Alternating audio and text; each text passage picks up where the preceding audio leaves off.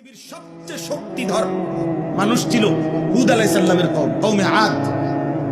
আল্লাহর সৃষ্টিতে এর চাইতে শক্তিশালী কোনো মানুষ, লম্বা দীর্ঘদেহী মজবুত কাউকে আল্লাহ বানায় নাই। তাফসীরের মধ্যে আছে এই জাতি স্বাভাবিকভাবেই 40 হাত লম্বা হইত, 300 বছর পরে বালেগ হইত।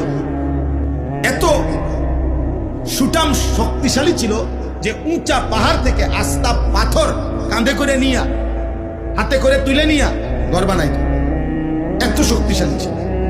কিন্তু 24 ঘন্টা আল্লাহর নাফরমানিতে লিপ্ত ছিল। কুফর, মূর্তি পূজা, শিরিক, মদ, নেশা, নারী, অশ্লীলতা, বেহায়াপনা, এর মধ্যে ডুবা ছিল।